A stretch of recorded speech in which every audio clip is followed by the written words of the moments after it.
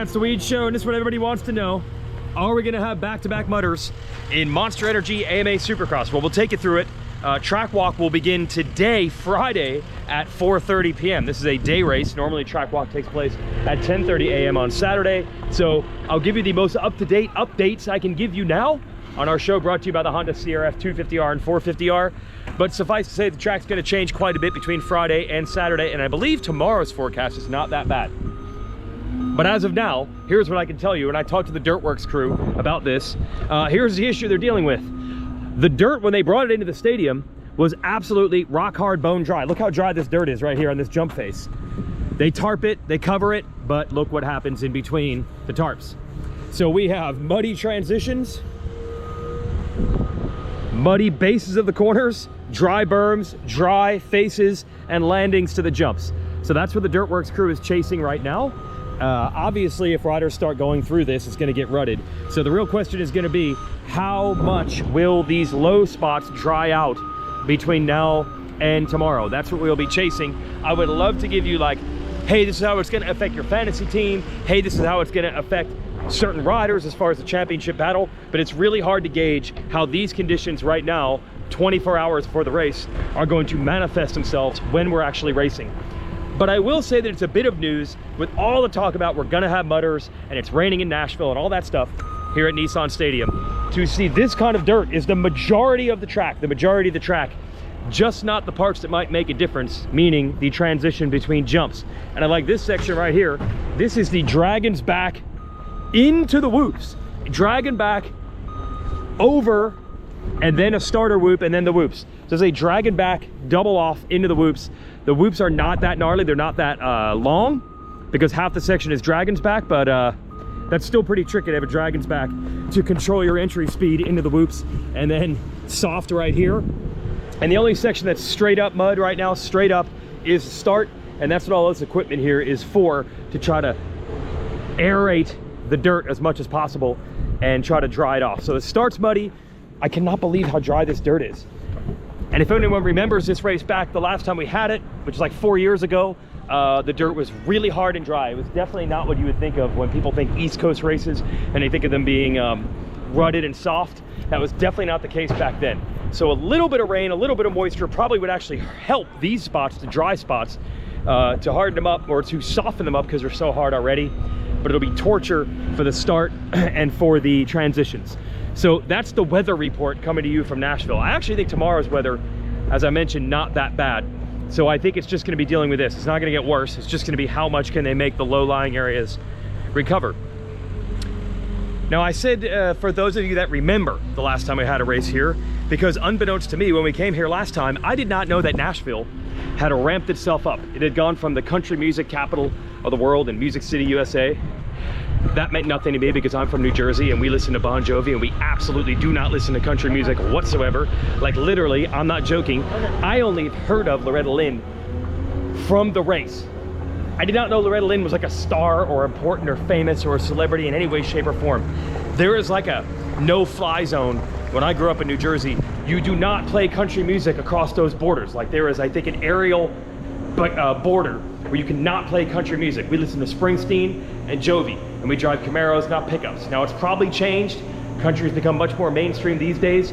Suffice to say though, I didn't grow up saying Nashville is a city that I really want to see. I didn't care. Went to Loretta's 15, 20 times. Never came to Nashville once.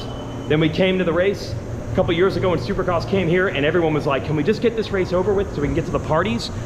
I did not know about this Nash Vegas thing. Now it is the place to be, specifically if you're a bridezilla, you're having a bachelorette party. This is the place. This is the capital of bachelorette parties.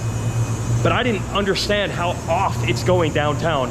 And the fact that it's a day race, it's actually to fit into a live NBC television window. But in many ways, it feels like it's just for the industry to come out here and have a good time. Why soak up your 10 to 11 o'clock hours winding down from Supercross when you could be enjoying downtown Nashville, which is within walking distance of this stadium? Update, update. Yep, this is what you're here to see. There is the stadium right there. There is downtown. You can see rooftop bars in the distance. The real hallmark of Nashville is actually, see, that's like a 4-story bar, open, windows and doors on all 4 stories, and each story will have a band playing at the same time. I don't know how the acoustics work. Maybe that's how mixing or sampling was invented, because you'll have 4 bands. I'm assuming their music bleeding into the others. I actually experienced all that. We had a Red Bull Endurocross event right there downtown on Broadway last year in August that myself and Kevin Kelly announced. But the point I'm making here is this is the beginning of the cool downtown right here on the riverfront. There's a bridge behind those vines there. That bridge is actually a pedestrian bridge you can use to walk from the stadium to downtown. And it kind of leads to a best of all worlds. Well, look at this. This will give you an idea. The downtown Nashville bar tractor stop includes the stadium. These people having a good time? Let's find out. You guys having a good time? Yeah, all right. You don't often come to the stadium that has big open parking for pits over there and downtown and that kind of stuff all within walking distance. In fact, I don't know if I can find any place that's a combo like that. So that is my little tour to Nashville that I can show on my GoPro, because I'm not gonna get myself in trouble. Suffice to say though, I'm actually flying my wife out here on Saturday because of the day race. We're gonna hang out after the race downtown. I think my wife has come to a Supercross. Might be more than a decade. Might be more than a decade since she's actually come to one of these races. She's come to a lot of the cities with me, doesn't come to the race. But I'm like, hey, enjoy 3 hours. That's all I'm asking, 3 hours. Watch the races, and then we'll walk across this bridge and we'll go that way to the multi-story bars and hear 4 different levels bleeding into each other, music-wise. Or maybe worse later in the night, but I'm not showing that in the GoPro. There's the pits. There's the people coming over from downtown. Okay, we're back. Track walk is over. They've done all they can to stir this mud up, but it's still pretty darn muddy down here at the start in the flats. It is now about 5 o'clock here at the Nissan Stadium. Now we're gonna actually talk racing. 250 and 450 championship. Start with the 450. I think everybody knows the score, like literally the score. It's an 11-point edge for Eli Tomac now with 3 rounds to go on Cooper Webb, and then the ground that Chase Sexton made up by winning in Atlanta pretty much gave back in the mud last week. So here's the angle I'm going with. It would be very easy for people to do the math and just say, Cooper Webb, 11 points, that's, you know, he's got to gain 4-ish points per weekend, 3.5 points per weekend. That's not what this is going to come down to. It's not what this is going to come down to. 11 points, 3 rounds. To me, it comes down to more something wild and unexpected happening. Not one guy winning 3 in a row and the other guy finishing second 3 in a row. That's just not the way that this thing normally goes. And we had the proof last weekend. Tomac was great. Tomac was a beast. Tomac was awesome. But Tomac also went down unexpectedly in one of these types of transitions. They had some rain. Track had weirdo transitions. I'm not saying that that exact thing is going to happen again to anybody, but the point is you have to run the races, and that's what you got to count on. Sometimes just weirdo stuff happening. I think back to 2018, Jason Anderson, a sizable points lead that he had done a masterful job of maintaining consistently all year long, and then his spokes got busted out in the first turn of the next to last round, and most of that points lead evaporated, which led to a very tense weekend at the finale back then in Vegas. So there's a lot to play for. And I talked to Carlos Rivera today. He's the mechanic for Cooper Webb. And the very first thing he said is there's 75 more points on the line. We are absolutely not hanging our heads. They're still trying to stay in it. They're still trying to get motivated.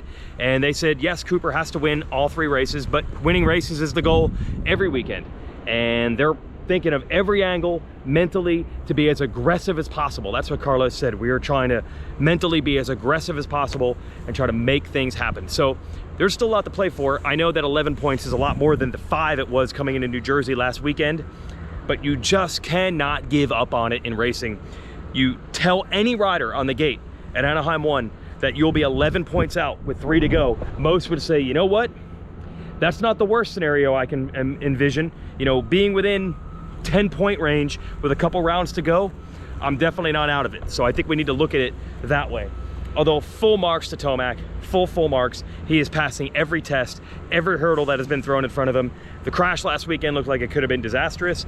He was fine. The mud race, we all know that anything can happen in those. He was great. As I mentioned in our wrap up last week, he was significantly faster than everybody but Barsha in the second half of that main event. I mean, he pulled away from Tomac. Tomac pulled away from Webb. He got around Roczen. he was a beast in the mud. He's unbelievable. He's a full package. He's awesome. He's a living legend in front of us. But at the same time, it's racing, man. And I can tell you, Tomac himself, there's no way he's counting any chickens before they hatch. And then the final story is the 250 East Championship, which is all but wrapped up.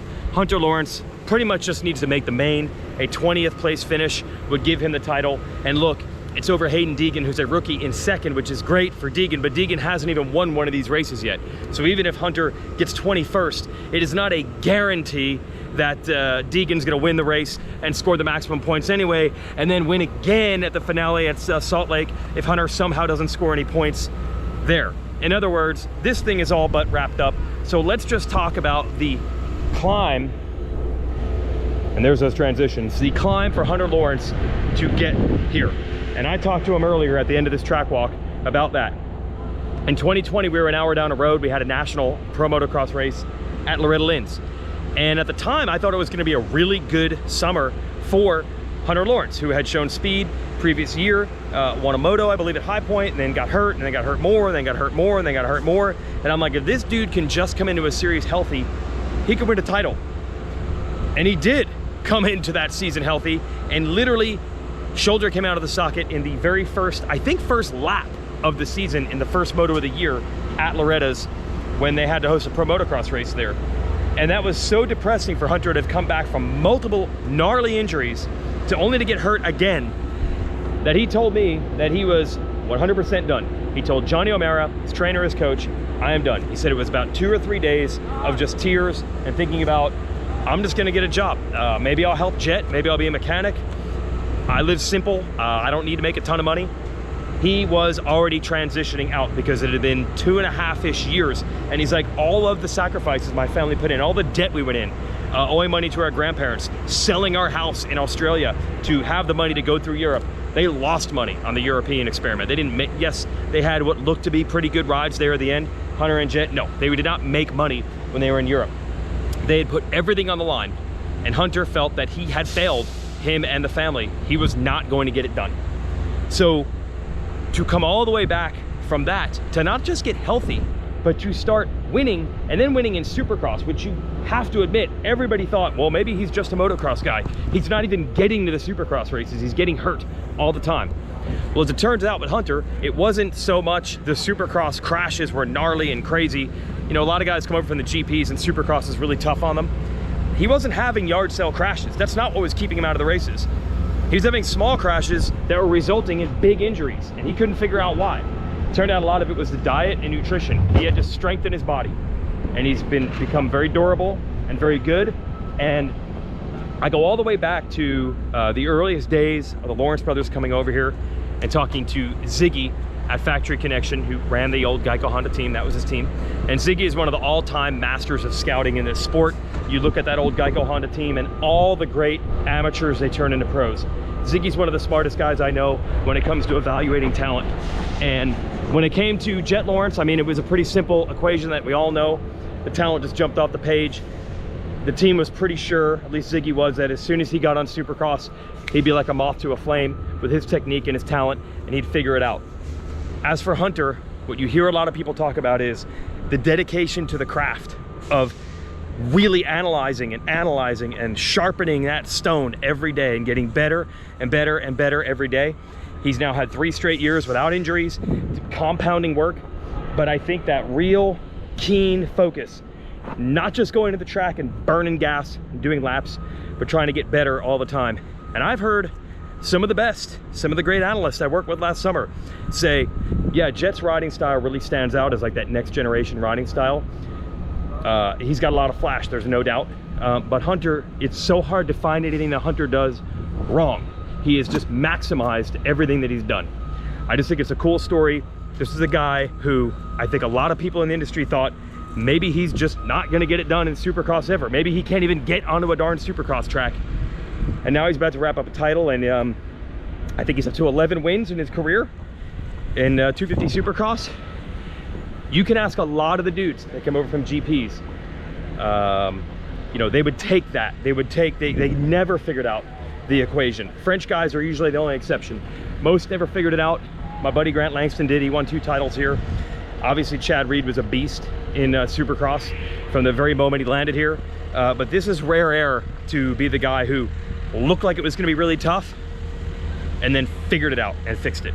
So it's a culmination of that. And I think now we look at the Lawrence brothers, they're jet set flying, they're, pardon the pun, they're doing great things. We know they're making tons of money. They're superstars, they're rock stars in every stretch of the imagination. Do not forget where they came from. That's the situation that's hard to replicate.